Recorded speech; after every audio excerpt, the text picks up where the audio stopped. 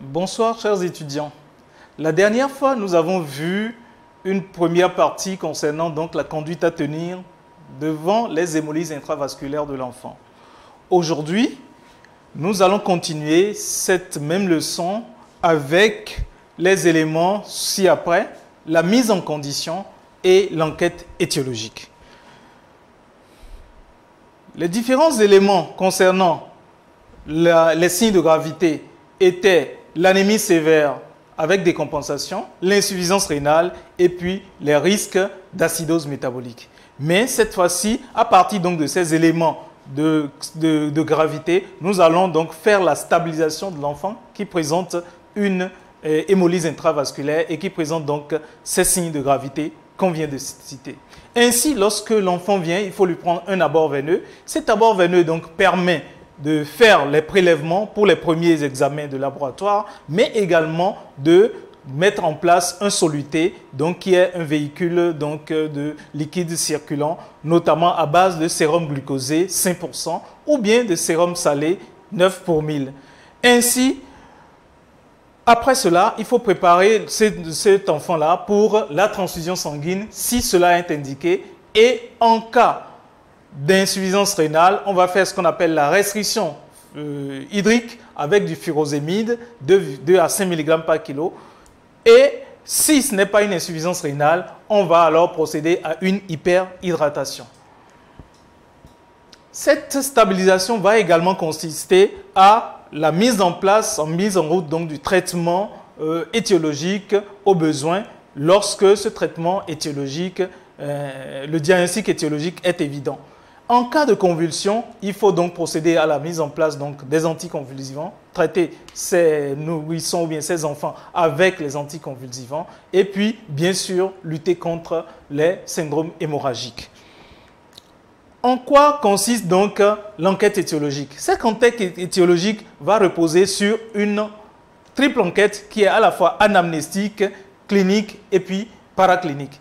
Cette enquête étiologique, notamment par rapport à l'anamnèse, va reposer donc sur les signes du début.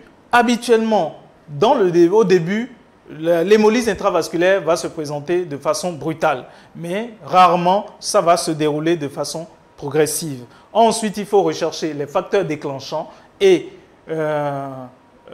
notamment la notion de prise de médicaments, d'antipaludéens, ou bien rechercher également dans cette famille la notion donc d'antécédents d'émission d'urine Coca-Cola antérieure ou chez le même enfant, ou bien alors survenant déjà dans la fratrie, c'est-à-dire chez les frères et sœurs de l'enfant. De même, il faut rechercher une notion donc de survenue d'ictère dans la famille ou bien chez les frères et sœurs du sujet que vous avez. De la même manière, il faut rechercher une notion donc de prophylaxie à la quinine. Vous savez, dans notre contexte, puisqu'il y a le paludisme, les gens souffrent de paludisme de façon endémique, les parents de temps en temps vont donner la quinine, les molécules de quinine en prophylaxie à leurs enfants. Et donc, dans ces conditions, le corps de l'enfant va élaborer des anticorps contre les sels de quinine. Et lorsque l'enfant a besoin réellement de la quinine pour se faire traiter, cet enfant et que les parents vont lui donner la quinine, l'enfant va alors réagir à cause donc de la présence des anticorps contre les sels de quinine, il va réagir et cela va se manifester par des hémolyses chez cet enfant. Donc, il faut rechercher la notion de prophylaxie à la quinine de la même façon que la notion d'utilisation des tisanes. De la même manière, rechercher les différents éléments comme les signes associés, fièvre, vomissement, toux, convulsion ou bien diarrhée. Ces éléments, on en avait déjà parlé lors de la leçon précédente. Et puis, voir également quels sont les traitements antérieurs reçus par cet enfant avant son admission et s'enquérir de l'aspect et de la quantité des urines, c'est-à-dire la diurèse. Lorsque nous avons fini l'étape de l'interrogatoire, il faut alors procéder à l'examen physique. Cet examen physique va se faire de la tête aux pieds et ça va consister d'abord aux différentes mensurations, à la prise des constantes vitales, notamment la température, la fréquence cardiaque et la fréquence respiratoire, Et bien sûr, chez l'enfant, dans ce contexte, il faut nécessairement prendre également la tension artérielle. Ensuite, il faut également rechercher les signes de pâleur avec les signes de décompensation. Ici, les signes de pâleur vont se rechercher au niveau de la paume de main et cela va se faire parce qu'il faut voir est-ce qu'il y a une pâleur palmaire chez cet enfant. De la même manière, il faut rechercher des signes pulmonaires, notamment une polypnée, c'est-à-dire une augmentation de la fréquence respiratoire, des signes de lutte qui sont visibles à l'inspection, mais également la présence donc à l'auscultation pulmonaire des signes de condensation pulmonaire que sont les râles par exemple. Il faut palper l'abdomen à la recherche donc d'une augmentation de la taille du foie qu'on va appeler hépatomégalie et de la taille de la rate qu'on va appeler splénomégalie. Et bien sûr, cet enfant pourra se plaindre donc de douleurs abdominales. L'examen physique va être poursuivi à la recherche donc des œdèmes, notamment au niveau des membres inférieurs. Et ces œdèmes-là vont se retrouver à travers la palpation. Il suffit simplement donc de faire une pression avec son pouce sur la malléole, au niveau de la malléole interne ou externe de ces enfants. Et à partir de là, le pouce qui a été enfoncé donc dans la peau va laisser une trace qu'on appelle le godet. Et c'est comme ça qu'on reconnaît qu'il y a un œdème des membres inférieurs. Il faut mesurer la tension artérielle, nous venons de le dire, mais également rechercher les différents signes neurologiques que sont la convulsion, le coma et l'agitation.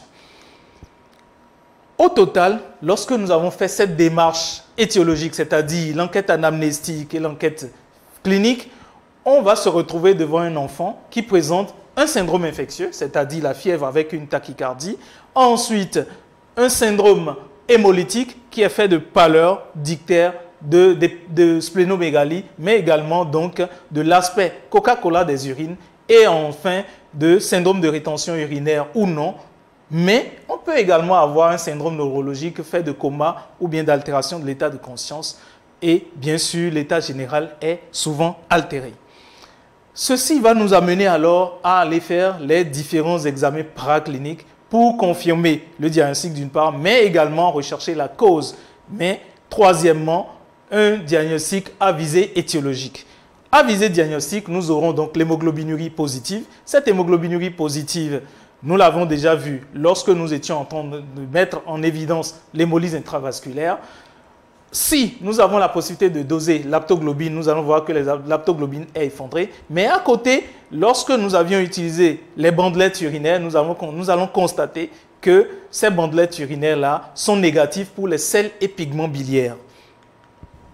À visée étiologique, les examens de laboratoire à faire, c'est la goutte épaisse, c'est-à-dire on va aller rechercher le parasite du Plasmodium falciparum qui donne le paludisme. Il faut faire, selon l'étiologie, l'orientation étiologique que nous donne donc notre examen, aller voir donc si dans les urines il n'y a pas une infection et notamment on va procéder par l'examen cytobactériologique des urines. Dans notre contexte, puisqu'il y a une prévalence élevée de la fièvre typhoïde, on pourra alors faire soit l'hémoculture ou bien demander le sérodiagnostic de Vidal, c'est-à-dire un prélèvement sanguin pour aller rechercher la fièvre typhoïde. Puisque nous sommes dans une zone où la prévalence du déficit en G6PD est très élevée, on va également doser le G6PD qui est une enzyme qui se trouve au niveau des globules rouges et qui permet donc de retrouver cette cause-là qui est une cause héréditaire. Ensuite, la numération formule sanguine va nous permettre donc de rechercher une hyperleucocytose, mais également une anémie.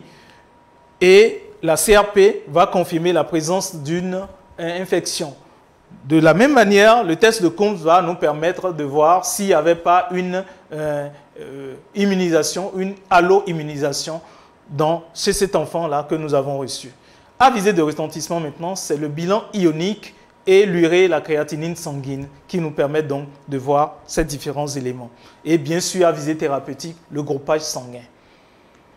Lorsque nous avons fait tout ceci, nous serons alors en face des causes suivantes. Les causes sont réparties en deux grands groupes, les causes constitutionnelles et les causes acquises. Ici, les causes constitutionnelles sont la maladie de Minkowski-Schoffard qui va se retrouver à travers donc, le test de fragilité des hématies en milieu isotonique et au laboratoire, le technicien de laboratoire va voir que les globules rouges sont petits de taille et sont sous forme de sphère, alors qu'en réalité, les globules rouges normaux sont sous forme aplatie et ellipsoïdale.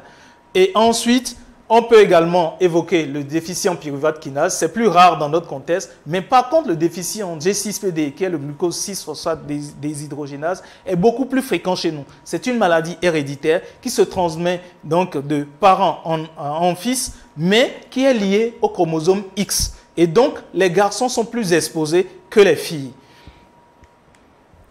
Les causes acquises sont alors infectieuses, toxiques, immunoallergiques et mécaniques. Parmi les causes acquises infectieuses, il faut citer les causes bactériennes, c'est-à-dire l'infection des voies urinaires, la fièvre typhoïde, et les causes infectieuses parasitaires, c'est le paludisme. Et par rapport aux causes toxiques, c'est l'utilisation donc des tisanes et autres, et ce diagnostic peut se faire déjà à l'interrogatoire. Ensuite, les causes immunoallergiques, c'est les causes donc liées au fait que l'enfant avait déjà utilisé les molécules de quinine en prophylaxie. Et donc, l'usage répété de la quinine va entraîner donc la fabrication au niveau du corps de l'enfant des anticorps anti-celles de quinine. Et enfin, les causes mécaniques qui sont donc des causes liées à ce qu'on appelle le syndrome hémolytique et urémique qui va se retrouver à la numération formule sanguine. Mais attention, ici, il faut déjà demander sur le bilan, le bon d'examen, que le technicien de laboratoire vous fasse donc vos recherches, la forme des globules rouges. Ici, il y aura la présence de ce qu'on appelle les schizocytes, qui sont des globules rouges fragmentés. Ainsi, avec tous ces éléments, cela nous a permis donc de voir d'abord la mise en condition de cette maladie, c'est-à-dire la stabilisation chez cet enfant qui fait une hémolyse intravasculaire, mais également les différentes causes qui sont à la base donc de l'hémolyse intravasculaire chez l'enfant. Ainsi, nous avons fini pour aujourd'hui et nous vous remercions pour votre aimable attention et nous vous disons au revoir, à la prochaine.